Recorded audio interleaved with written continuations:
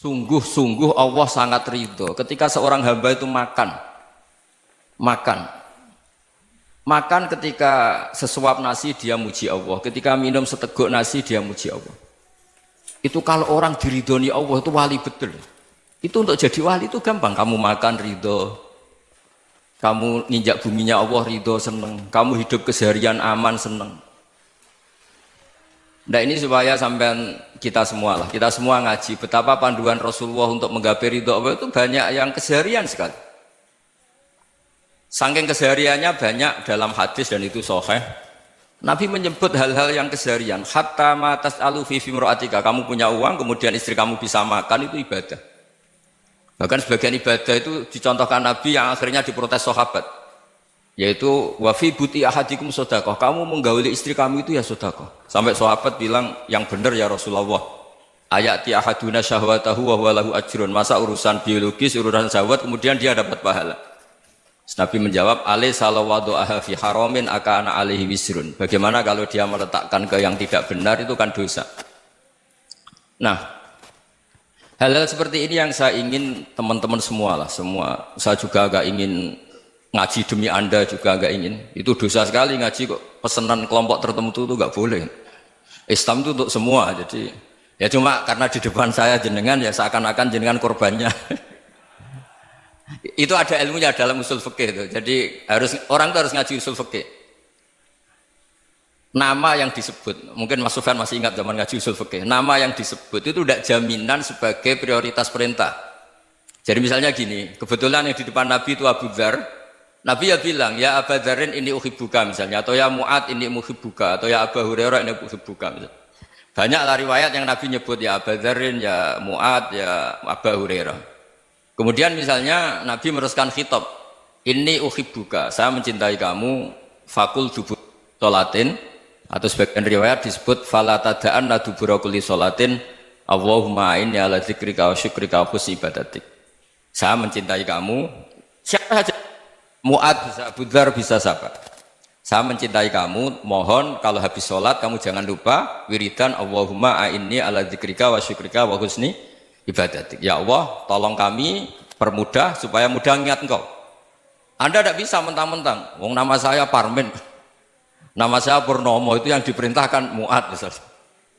Jadi yang disebut satu, tapi khitab itu untuk siapa saja. Saya teruskan. Jadi saya mohon semua kita melakukan kebaikan itu kalau dalam kaidah fikih disebut al yakin la yuzalu bisyak. Banyak kebaikan yang kebenarannya itu 100%. Tidak punya efek samping ke pihak lain, ke kelompok lain, ke komunitas lain.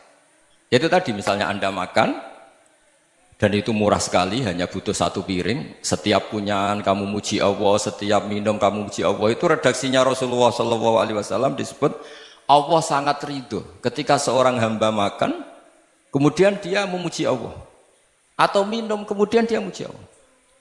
Logikanya gampang. Negara seperti ini yang kamu harapkan bentuknya kayak apa, mertua, ipar, komunitas, tetangga, itu nyata terjadi itu kan belum pasti. Sementara yang mesti terjadi adalah kamu butuh makan, kalau tidak mati. Butuh minum, kalau tidak mati. Butuh bumi yang nyaman ditempati, kalau tidak kita juga mati. Sebab itu Allah kalau menyebut nikmatnya itu hal-hal yang keseharian. Alladzi at'amahum min ju'. Allah itu siapa? Allah itu yang menciptakan kamu bisa makan. Tidak berlebihan. Allah itu yang menciptakan kondisi sosial itu ideal. Zaman Nabi itu ya ada orang munafik. Orang-orang pilihan Allah itu juga diuji orang sekelilingnya yang macam-macam. Semua diuji sesuai konteks zaman dan waktu. Nah, tapi ada ibadah-ibadah yang selalu disarankan Nabi. Sampai Nabi itu pernah ditanya, ayul islami khairun ya Rasulullah, Islam terbaik itu gimana? Jawaban Nabi itu unik. It'amut to'am. Islam terbaik itu ya makan-makan, yang santai-santai. Ketika Allah menyebut beberapa kebaikan, falak tahamal aqobah wa ma adrokan Allah mal aqobah. Terusannya apa? Fakku rokobah. Terusannya apa? Au it'amun fi yaumin di masubah. Ya itu acara makan-makan itu juga Islam. Kenapa? Ya bayangkan kalau tidak ada makanan kita mati kan? Kondisi sosial tidak ideal itu Anda masih gak apa-apa. Tapi kalau Anda tidak makan, Anda tidak minum, Kamu punya istri cerewet masih bisa hidup, punya mertua cerewet masih bisa hidup. Tapi kalau tidak makan bisa mati. Berarti penting mana istri sama makan? Penting mana? Makan. Semoga istri Anda dengar, nanti kamu disuruh makan tapi pulang deh. Itu kalau dibahasakan makan masih memahami. Penting mana nasi satu piring dengan istri. Nggak ada nasi mati, nggak ada istri belum mati. Penting mana? Ya, gak berani jawab kan? Nah, ternyata Anda ada garang kan di depan istri. Jadi saya mohonlah, mungkin Mas Sufyan Sauri tadi yang bisa bantulah. Teman-teman tuh ngaji yang keseharian saja.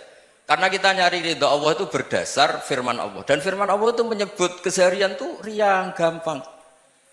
Yaitu tadi misalnya wa min ayatihi manamukum bil laili wan nahar. Termasuk ayat-ayat Allah itu kamu tidur. Maka dulu itu ada guyonan, ada tokoh Mu'tazilah, kelompok dalam Islam yang berpikir manusia itu bisa menentukan ikhtiarnya sendiri. Karena saya bisa duduk, ingin berdiri, berdiri. Karena kelompok ini nggak terima kalau semua kehendak Allah, nanti bagaimana kalau semua kehendak Allah kok ada hisab ya, ada sanksi. Lucunya itu dia akhirnya, ini cerita ya, mencintai seorang perempuan, cantik sekali. Dan itu dia menjadi ahli sunnah itu oleh hal-hal yang sepele. Karena istrinya cantik, ya namanya suami istri hubungan intim. Terus ditanya, Mas, masih ingin lagi? Masih. Silahkan diulang lagi. Wah ya tidak bisa. Katanya manusia bisa menentukan yang diinginkan. Itu tobat itu. Itu nggak bisa ditobatkan Mas Sufyan Ats-Tsauri. Orang cantik yang mudah nobatkan orang itu orang cantik. Segampang itu. Akhirnya kita tahu, makanya kalau dalam kitab Hikam itu disebut al-akil mayyakul madza yaf'alu wa hubi wal ghafil mayyakul madza af'al. Orang yang punya akal karena sadar ini wilayah Allah, semua milik Tuhan. Itu dia tiap hari berpikir, besok Allah akan melakukan apa terhadap dunia ini. Kamu merencanakan suatu mau plesir, ternyata gempa. Mau wisata ke Rusia, ternyata perang. Kamu tidak pernah tahu apa yang akan terjadi besok. Wa ma tadri nafsum madza taksibu ghadan. Tapi anda semua kita ini sering punya jadwal permanen. Makanya saya kalau diundang siapa saja, sana takdir. Yang jelas Gus ini acara penting. Ya masih acara penting nak pangeran ngersakno piye? Kok ape dadi pangeran? Kamu kok mau jadi Tuhan? Itu kadang ya kiai. Penting Gus acara ini jenengan harus memastikan bisa. Loh kamu itu yang ngajarin tauhid, sesuatu itu biadillah kok bilang-bilang apa pasti. Kalau maksa terus tak tobatkan loh kamu kata saya. Ya kalau gitu Gus bilang insya Allah. Wah itu hati saya, fisik saya, roh saya sudah bilang insya Allah. Tidak usah kamu latih kata saya. Nah hal-hal tauhid keseharian itu gampang sebetulnya.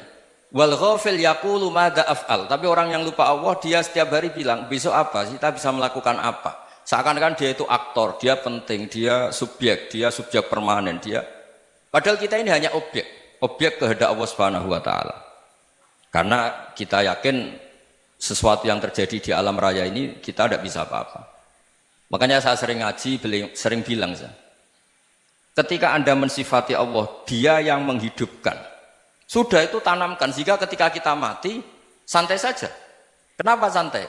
Allah punya cara menghidupkan kita. Zaman kita hidup juga gak tahu caranya ngelola jantung, ngelola paru-paru. Kamu juga gak tahu ngelola oksigen yang tidak beracun, tidak ngandung polusi. Tahu-tahu hidup. Gak ingin tua ya tahu-tahu tua, gak ingin mati tahu-tahu mati. Selama ini kita hidup juga agak tahu apa sebetulnya. Hanya gaya tok, punya jadwal, punya planning.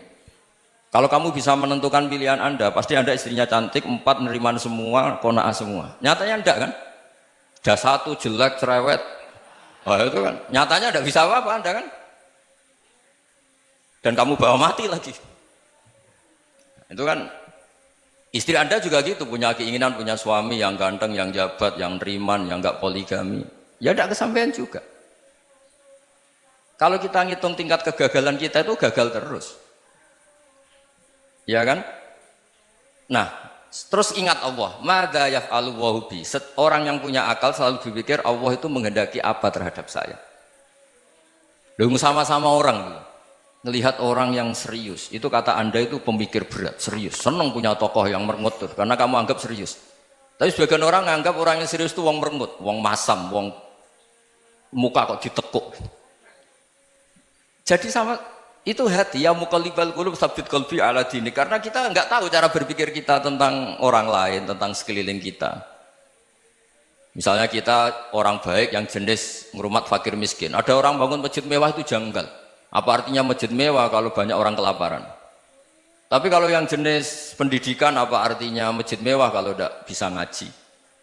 Nanti yang jenis infrastruktur, apa artinya ini kalau semuanya punya sudut pandang yang berbeda-beda. Dan Islam mengapresiasi semua kebaikan. Tapi katakan semua kebaikan itu adalah kehendak Allah Subhanahu wa taala. Karena apapun baik Anda itu pakai fasilitas yang diberikan oleh Allah Subhanahu wa taala. Sehingga ini yang disebut qulillah tsumadarhum fi khawdihim yal'abun. Ya kembali tadi ke tema-tema bahwa keseharian Anda ini sudah Islami. Saat Anda tidak bisa melakukan apa saja. Saya sering ada jenazah, biasanya kalau tetangga meninggal saya sering disuruh ngelepas. Saya bilang orang ini baik karena sering ngelamun di rumah, sering nganggur di rumah. Ditanya sama anaknya, kenapa Gus nganggur baik? Ya kalau dia nganggur artinya juga agak berbuat sesuatu yang maksiat kan? Ya kan? Orang nganggur di rumahnya ya tidak bunuh orang, tidak maling, tidak korupsi, ya namanya nganggur di rumah. Lah cuma istri cara pandang nganggur gak menghasilkan uang gitu. Tapi juga gak menghasilkan kriminal kan? Jadi sebenarnya Islam itu makanya kalau sampai ngaji usul fikih itu ada kitab usul fikih namanya Lubul Usul, itu terkenal sekali di pesantren itu. Itu kalau ngapresiasi keseharian itu luar biasa. Izma min mubahin illa wa yatahaqqaqu bihi tarku haramimma. Karena keseharian yang mubah saat Anda lakukan itu ada kehebatan yang luar biasa, yaitu meninggalkan haram. Makanya dulu banyak orang-orang alim ketemu temannya itu guyon sampai semalaman. Itu biasanya yang semangat Islam itu kiai kok tidak tahajud, kiai kok tidak witir. Orang yang sedang mapan uangnya banyak, malam itu tidak kelayaban itu sudah luar biasa. Melawan nafsu supaya tidak maksiat itu sudah luar biasa. Supaya lupa guyon sama temannya semalaman sampai subuh. Gejlok-gejlokan ngenang zaman miskin, zaman kuliah nggak jelas, zaman apa.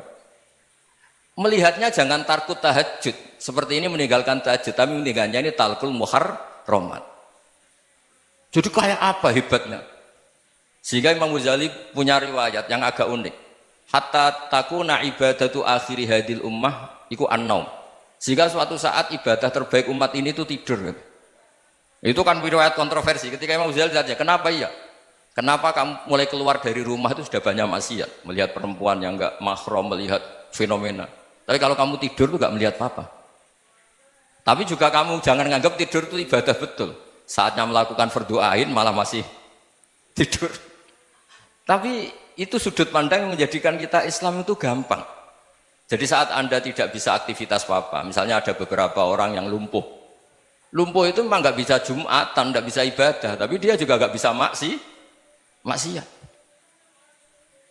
Tidur itu memang Anda saat itu tidak bisa tahajud, tidak bisa witir, tapi saat itu ada zina, ada maling, tidak gosipkan orang, tidak bully orang, tidak menanamkan kebencian, tidak hasud. Sehingga tidur menurut Allah Ta'ala wa min ayatihi manamukum billaili apa? Wan-nahar. Karena di tidur itu selain ada unsur istirahat, jaga kestamina, juga ada unsur meninggalkan beberapa keburukan. Nah saya mohon ibadah yang keseharian ini kita jaga. Supaya kita semua baca ayat itu fasih. Fasih itu tertanam di hati. Allah itu siapa? Alladzi at'amahum min ju'i wa amanahum min khauf. Dan Allah kalau cerita di Quran itu anna subabnal ma'a subba thumma syaqaqnal ardon wa syaqqa fa'ambatna fiha habba wa inaba wa qadba wa zaituna wa nakhla wa hadaika hulba. Kamu tahu saya ini siapa, kata Allah. Saya ini adalah Tuhan yang menurunkan air, kemudian ada tanaman banyak. Habba wa inaba wa qadba, ada zaitun, ada tin, kalau orang Jawa mungkin ada tela, ada padi, ada mangga, ada pisang. Sudah. Wa inaba wa zaituna wa nakhla wa hadaika hulba. Ada perkebunan yang lebat. Tujuannya apa? Mata Allahkum, silahkan kamu pakai, kamu nikmati. Tapi karena kadang kita ini punya ide-ide besar.